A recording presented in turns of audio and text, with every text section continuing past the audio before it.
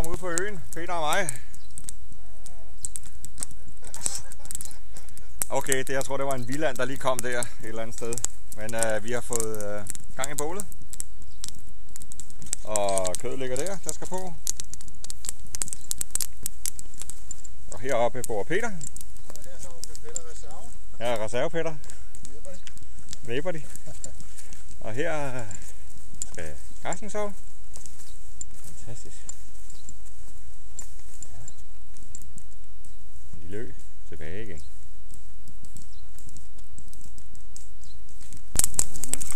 Vi kan få den ikke springer. Den er varm nok, skal vi sige det? Ja, det er super rent, Peter.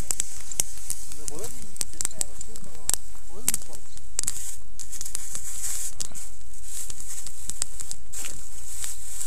Så tager vi sgu lige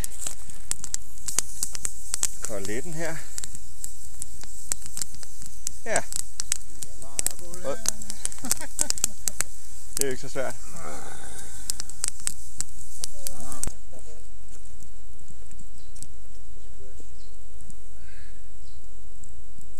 Skål derhjemme. Skål. Kartofler, banæsen og lidt og stegen på bålet. Bum. Sådan der. Så har vi så det hårde arbejde med, at vi skal drikke rødvin jo. Skål Peter. God ferie. Første dag. Skål. Sverige. 1 ud af 10. Ja, nu må vi se om vi har myrdet en anden på 10. dagen. Ja, kæft, det koger allerede, Peter. Nu har Peter og mig fået en skør idé. Og det ser jeg lige om lidt.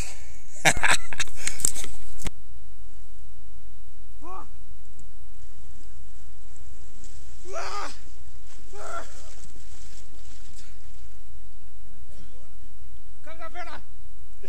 Jeg bliver jo ikke i for evigt.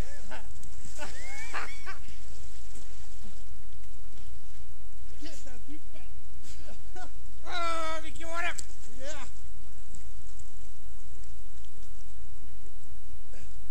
Det var det der, der kom op igen. Ja, lige ned. Ej, hvor fedt Carsten. Ja. Ja.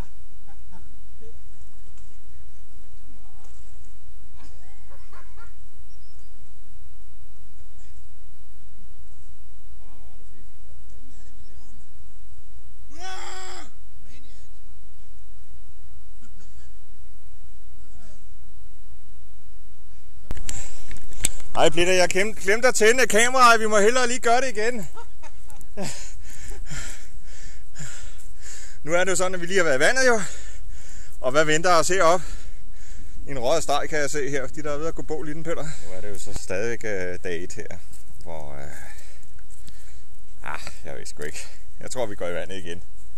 Ja, Peter? Det bliver koldt. Det bliver rigtig koldt. Nå, men skide værd med det. Jeg skulle have haft de der kloks på her, mand. De kræftede mig ikke til at gå i det her lort.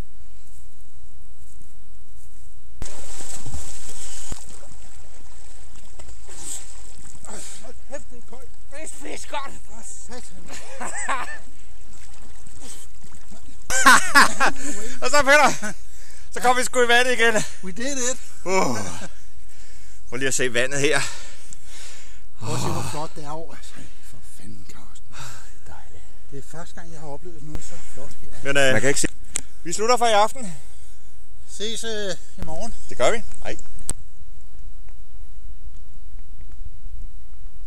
Så er det blevet dag 2. Peter han ligger os over. Så tænker jeg, der skal der lige fiske lidt her.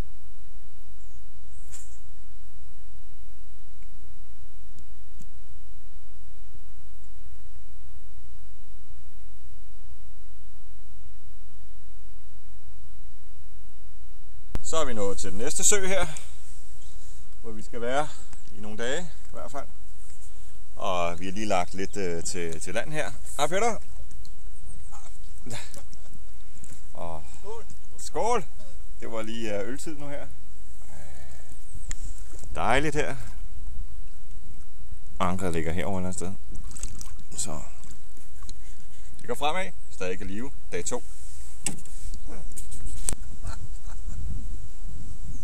Så er vi kommet ind på kirkegården. Dag 2. Ja. og lige spist vores frokost. Ja. Og jeg fik makrelguf. Og jeg fik Leverpostej. leverpostej med rødbeder. Sådan der. Det har du fået de sidste 3 dage. Ja, men det smager så godt. Det var sgu ned på.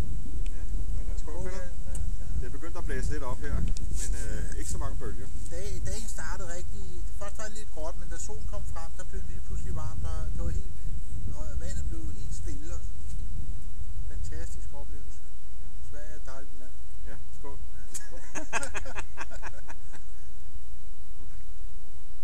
Nå, men vi skal også finde et sted at sove jo. Det er bare derudad. Så Ja, vi har nogle timer foran os endnu. ja, det har vi, men ikke. Altså, eller 2 nu, ikke? Ja, men så et par timer ved 4-tiden, så begynder jeg sådan at søge lidt, ikke? Så vi ses senere. Er du klar? Det er klart. Cool. Det er en Royale. Til overnatning dag 2. Og kanonen har vi fundet en lille plads til her. Den skal jo så lige tømmes op på land. Og Peter han er glad. Han har fundet sig et dejligt sovested herovre. Ja. Og der er lejrbål her. Der er lejrbål her. Skov. Velkommen til udkøkkenet her. Jeg ved godt, at vi sagde, at vi havde fundet vores plads sidst. Men vi måtte flygte fra øen af, fordi det var helt sindssygt. Der var røde hermøer, kort og godt. De var helt vilde. Der var en milliard, mand. De kunne åbenbart godt lide mine tæer, fordi jeg havde 800 af mine sko. Jeg stod under 10 sekunder, så var der bare fyldt op. Så vi måtte pakke hele lortet sammen igen. Og så besluttede vi, at vi tager en af de andre øer her. Men inden vi pakker ud den her gang her, besigtede vi lige situationen først. At vi ikke står Ja, mens... ikke? Ja, lige nu. Og aftensmaden står jo på chili con carne her. Ja, det var det. Det var de. Skål, mand. Ja, for helvede. Man skal ikke glemme hyggen. Man kan sige, at vi sidder lidt i læsiden her, og den der myreø, den er herovre. Så der skal vi ikke på igen overhovedet. Det kan være, vi sætter i til den, inden vi sejler. Kommer myrepulver op i deres bo. Ja. Nå, anyway. Så, men det blev til pulver Teltet er blevet sat op, og alt er forberedt. Nu skal vi lige have noget aftensmad, og så dutter den bare derudad derfra. Ja, men så var der jo så en ting, vi blev enige om, at vi først skulle have, efter vi havde spist aftensmad. Hvad var det var, Peter? Ja, det kan jeg ikke huske. Var det det der lørdagslik? Ja, det må man ikke. Det må man ikke. Nej. Det kan man æde bagefter, man har Ja, det kan man nemlig, ikke? Jo. Ja, du kan jo gøre for, at jeg blev Der var lige en snige over i tønden til lørdagslikket. Det var alligevel nede i kødbøderne. Ja. Gud, er den her? Så, men nu skal vi have noget sundt og nærende aftensmad her. Det smager meget godt. Og det kan være muligvis, at vi tænder op i bålet, hvis det er, at vinden gider dæmpe sig lidt på en måde der. Ja. Så vi ikke får de der fine kvister nord, sydøst og øst. Men hvis I hører om en ø, der er brændt ned op i Sverige. Så er der også. Ja. Vi var i vandet 2 gange i går, som sagt. Vi har ikke været i vandet i dag her. Vi ved heller ikke, om vi gider, men... Vi skulle tage den i morgen, inden vi skal videre. Inden vi skal videre. Ja, det ved jeg ikke. Det er også lige meget. Altså alt efter, du ved, humør. Ja. Så, men... Tulut! Ja, det sig ud. Kameraet, hvor hårdt vi egentlig har det. Ja, det kan man. Det er pissehårdt at være ude på den her ø her. Ja, fint.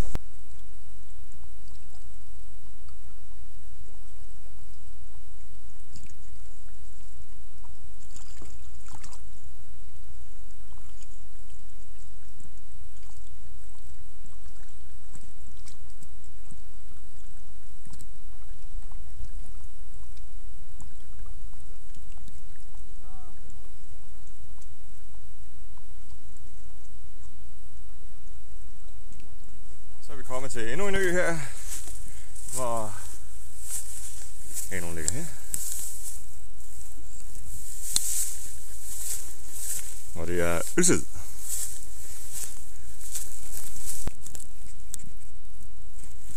Så skal der sgu prøves nye træsko.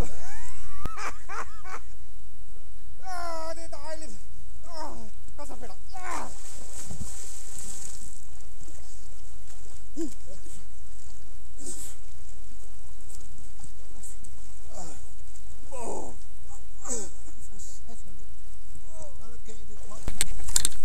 Det var koldt. Det var sgu lidt koldere end sidst, tror jeg. Jeg ved det ikke. Det var da meget. Men Det var koldt. Det er også fordi, det er overskyet, ikke? ja. Men nu skal vi varme os. Ja, sagde man så med en bajer. Tak for det.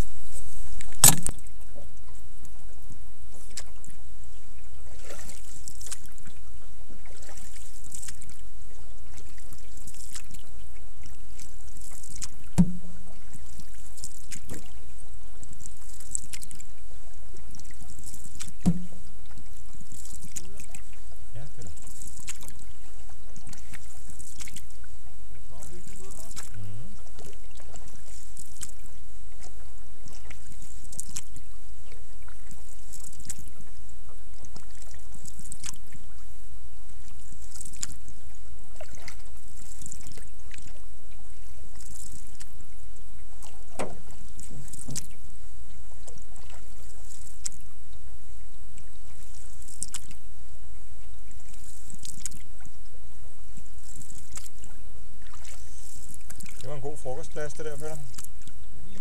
Ja. Er det noget, vi skal have, eller? Jo, selvfølgelig. Skal vi sætte os derop og få en bajer og nyde udsigten? Det er et perfekt sted. Ja, det har du faktisk ret.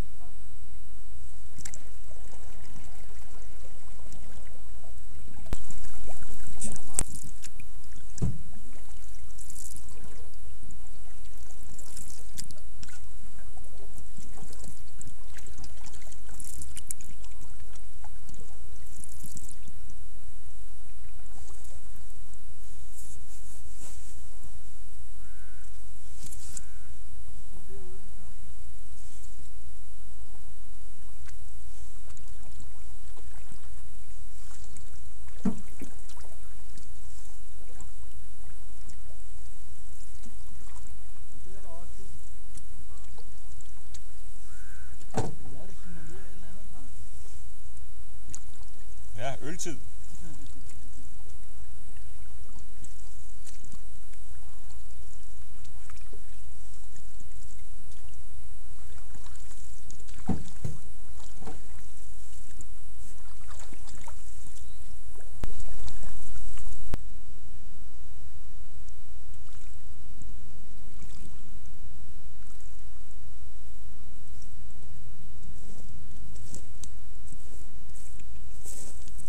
Så er det dag 5.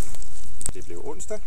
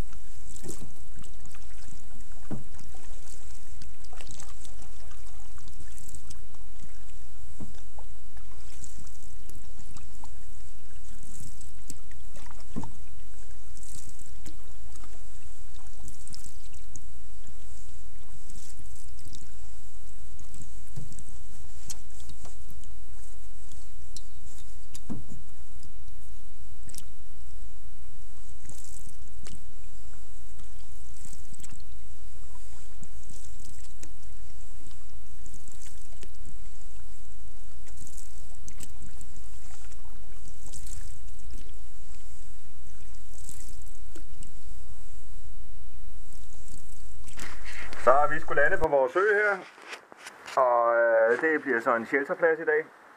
Og Peter han sidder og hygger. Det er fantastisk. Det er fantastisk. Og det blev til 27 km i går. 28 faktisk. 27, et eller andet. 28. Ja. Så vi skal sove her i nat. Cirka. Og kanonen ligger dernede. Så vi er lidt tidligt her. 11.36.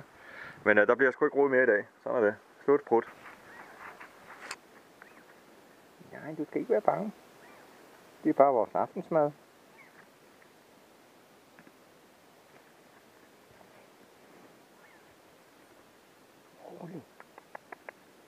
Rolig.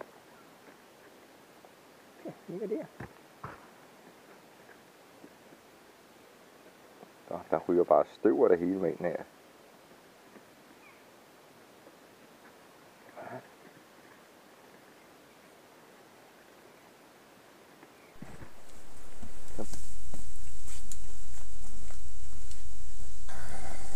Peter og Carsten på tur. Vi har det meget hårdt her. Det er næsten ikke til at klare.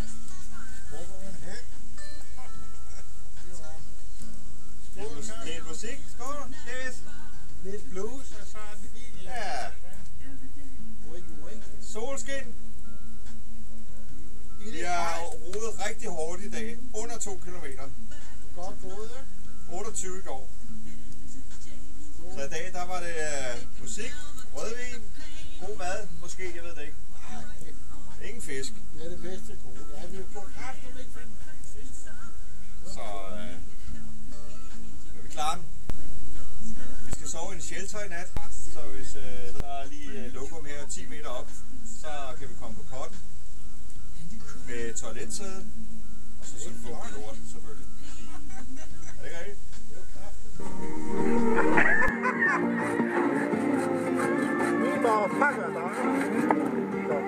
Sådan. Der kommer lige en til her også. Because I love you. Sådan. Ja.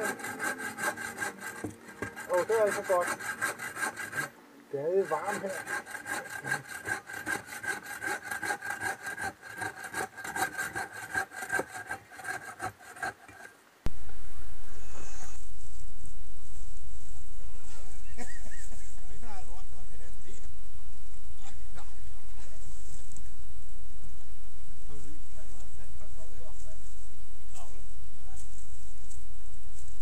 Peter og Carsten på camping.